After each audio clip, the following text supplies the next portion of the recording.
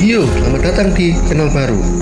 Belum kita mulai, alangkah baiknya Anda mendukung saya dengan cara subscribe channel ini agar saya lebih bersemangat dan tidak putus asa dalam membuat konten.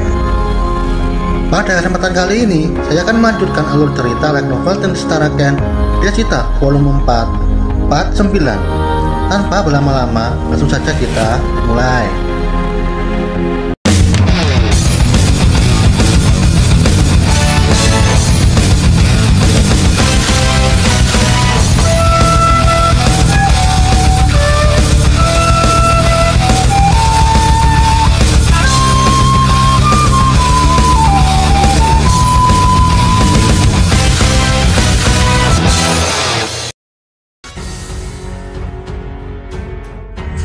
Setelah kios sudah siap, kios Van dikerumuni 50 orang. Fran sangat terkejut saat mengetahui roti karyanya laris manis. Corbett memberitahu Fran, ada festival yang lebih menarik dari festival memasak, yaitu festival Tahun Baru Raja dan Dungeon Ulumut. Kuil Raja mengadakan ritual penyucian. Festival Dungeon diperuntukkan untuk para petualang yang haus pertempuran dan darah. Dan itu akan diadakan di akhir bulan April. Fran terlihat sangat senang saat mendengar Dungeon Ulumut. Pada awalnya tujuan Fran adalah pertama kuat dengan cara menaklukkan Dungeon Ulumut. Menara jam menunjukkan pukul 3 lewat, para pengunjung terus berdatangan. Keempat bawahan Fran bekerja dengan baik. Sementara Fran masih terus menyalakan kompor dan memastikan bahwa roti kari yang digoreng meresap ke lubang hidung hingga ke saraf-saraf setiap orang. Para petualang dan para petani yang pernah diselamatkan Fran, mereka menepati janjinya. Mereka datang ke kios ekor hitam, bahkan mereka memberitahu tentang kios Fran kepada setiap orang yang mereka kenal. Dengan rempah-rempah versi Jepang, ditambah kios numerik, kunyit akar ajaib, pembeli merasakan keajaibannya. Ikan kulit pori-pori dan sel rusak bagian organ dalam. Alhasil antrian para pembeli tidak panjang, tapi terus berdatangan. Tak lama kemudian datanglah pria songong. Dia marah-marah menghina masakan Fran. Ini masakan apa kau benar-benar menjual kotoran? Rotimu terlihat seperti diisi tai kucing.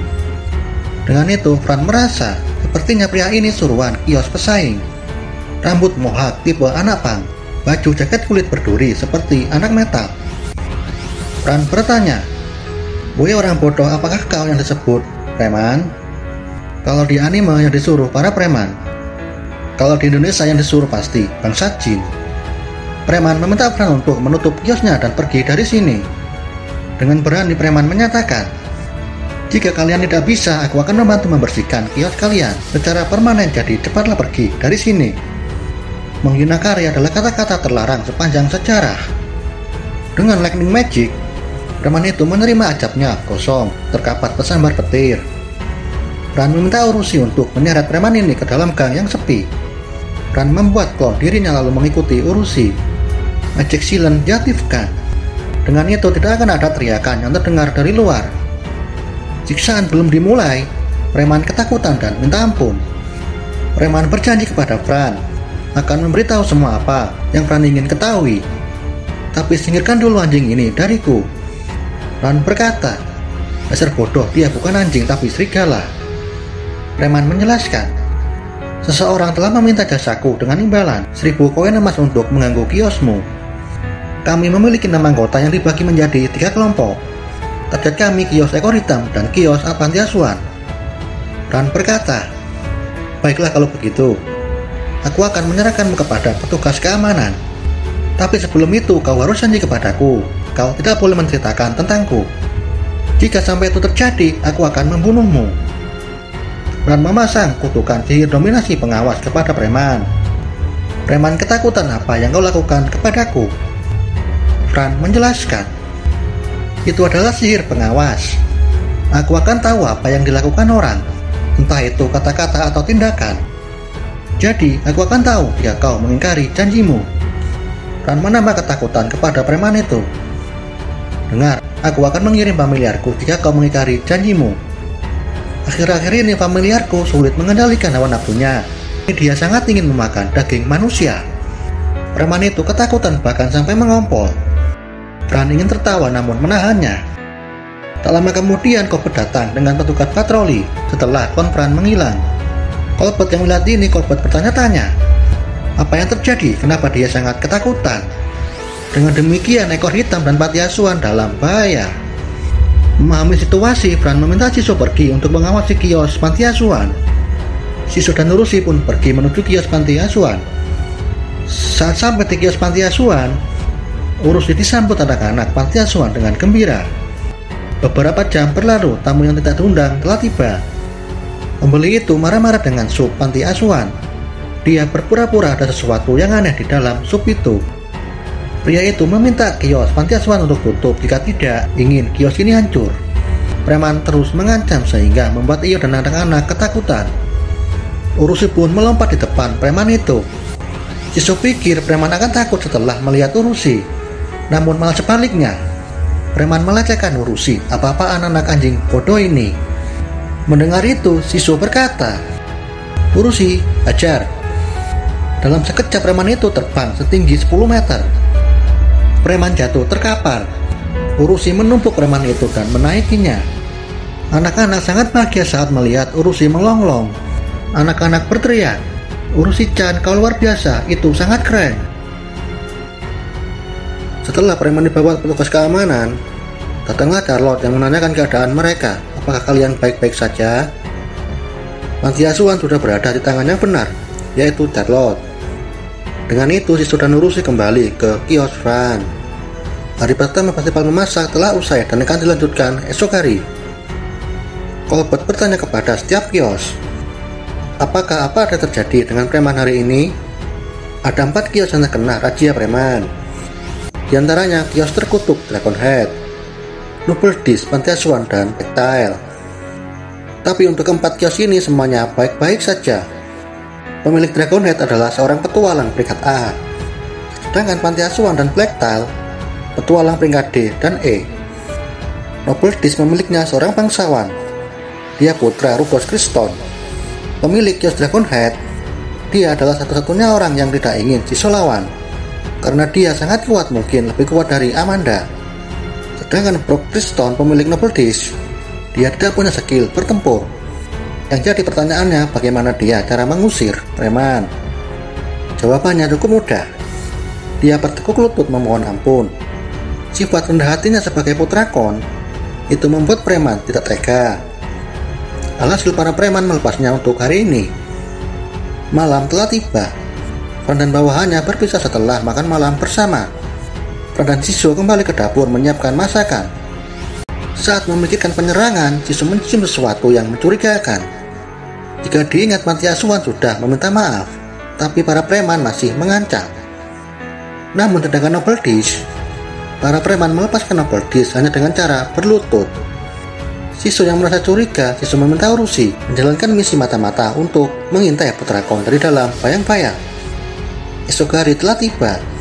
Kios Fran dibanjiri para pelanggan. Desas-desus roti kari yang sangat enak menyebar luas. Setengah hari berlalu, hari ini berjalan baik, tidak ada preman yang menyerang.